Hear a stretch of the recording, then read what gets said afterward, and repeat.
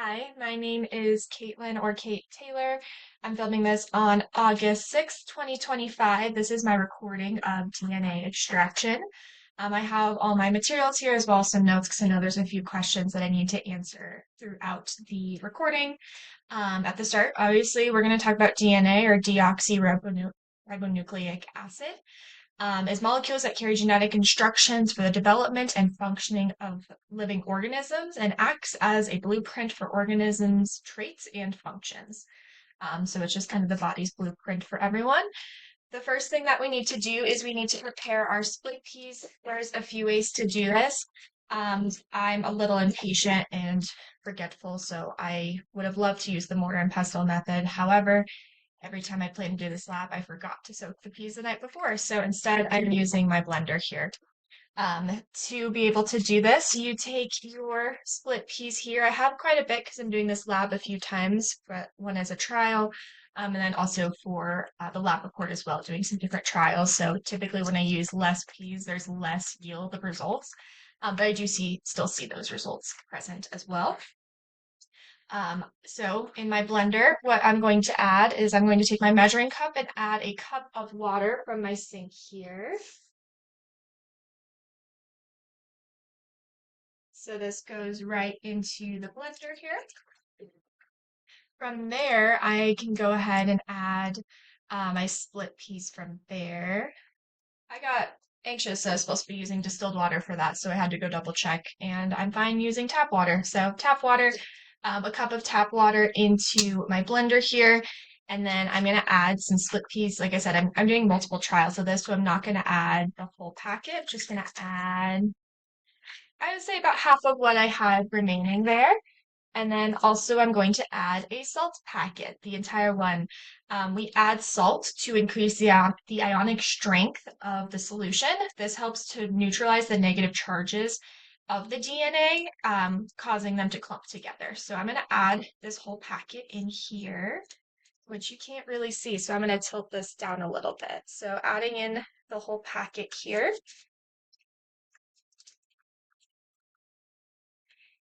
Perfect, that's done. And then I'm gonna go ahead and pause this because I need to blend it up and that gets really loud and I don't want that for you. So I'm gonna pause this, blend it up real good, and then I'll be right back. Okay, now that that's all blended, it kind of looks like lime juice or like a margarita. From here, what we're going to do is we're going to take our cheesecloth. Mine very clearly has seen better days, but I don't know where to buy more, so you do your best sometimes. Let me turn this down. We're going to take just a regular clean drinking glass like what I have here, and then take a rubber band. Just secure the rubber band around the cheesecloth, so that way when we pour this, which is the next step, we're going to pour our split pea blended mixture with the salt and the water, and we're going to pour this through. That way we can catch all of the clumps of split peas that the blender didn't get, which, looking at this, looks pretty good so far, and that's where it all is now. Perfect. So now that is drained out, we can go ahead and gently remove this, which is sometimes easier said than done. From here, what we do, if I am correct in my memory, we are going to go ahead, because I use the blender method, I'm going to add an entire dropper full of dish soap, which I have right here. I'm going to put on gloves for this part so that way everything else stays the same. So I'm going to glove up.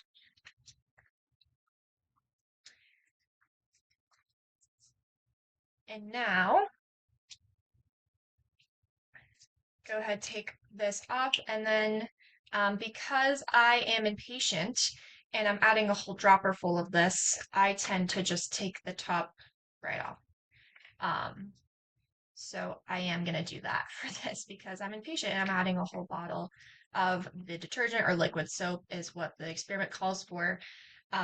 We add this because it acts as a cleaner and a sanitizing agent for the DNA. So just going to go ahead and pour all of that into there. Let me move pineapple logo out of your way there. Perfect. Do your best to get it all out. If you don't, it's okay. We're doing our best here.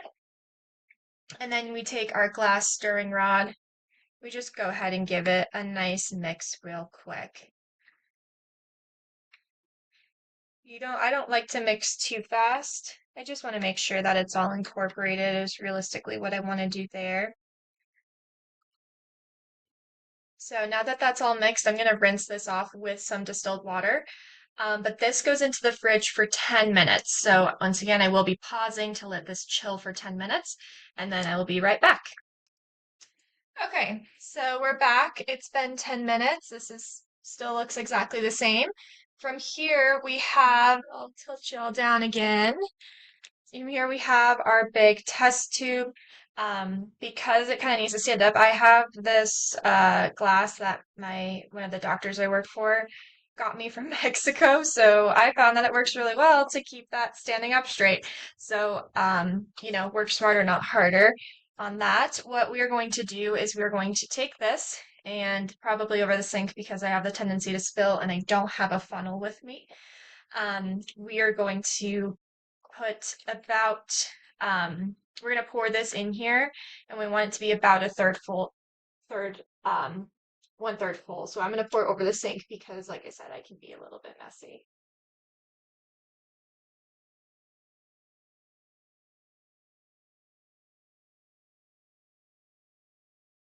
It's a little bit more than a third, so just doing our best here. Okay, and then in case you mess up, you have extra solution. And now we have a third of this in here. The next, we are going to add the propane powder into the test tube. We used half of what was in the bottle for my first experiment, so I just used the rest of what's in here now. The reason why we add this is because we're trying to break down the proteins that are bound to DNA. So, because like I said, I already used half, I can go ahead and add the other half into my test tube here. And pour that in. Perfect. And then we are going to take our glass stirring rod once again, and I'm going to kind of get the stuff that I put down on the edges, but we're going to gently stir. You don't want to break up the DNA too much, so when it says gently stir, it means gently stir. So I'm going to go ahead and do that and try to get the powder that's kind of on the bottom there. But stirring gently, like we said, not to break up that DNA. Sorry, you can't see. Stirring really gently. Put it back in my little glass there. Now I'm going to go ahead and go grab my chilled alcohol.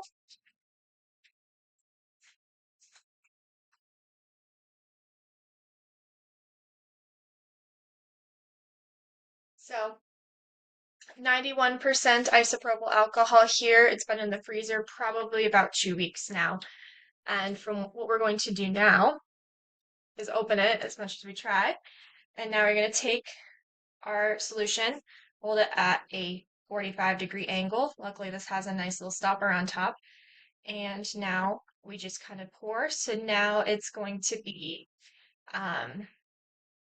a third of the solution, and then I'm going to do another third of the alcohol. So it's going to be equal parts of the solution and the alcohol.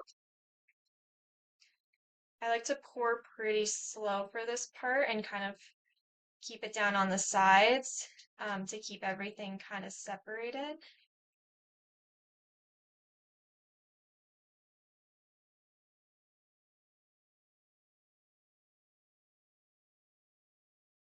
And then once you have that, so it's a third and a third, you carefully invert it. And now we're going to go ahead and let it settle. This is what it immediately looks like. We add chilled alcohol to the DNA to clump together, forming a precipitate. It increases the yield and slows down the DNA degradation process. So as you can see, it's kind of starting to sit there. That white kind of film on top is what you're looking for. And yeah, we kind of just let this sit for a minute or so. So I'd like to just put it back in my shot glass there because this is starting to be a shot glass. And let that sit for a little bit there to go ahead and yield. I'm going to go ahead and tilt this back up. What we'll kind of see happening, it's a little bit cloudy because obviously it's really cold, but there's white stringy filaments that you can see in there as much as possible. I'm trying to get the glare, but not doing too great. You'll just have to take my word for it, unfortunately. But white stringy filaments in that layer in between the chilled alcohol and the solution, and that is the extraction of the DNA. Like I said, because I use less split peas because I'm doing this lab multiple times, it doesn't yield a bunch of results, but it does yield enough to where you can see it. So this is the result that you get from extracting DNA from peas. Um, Thank you very much. Have a good day.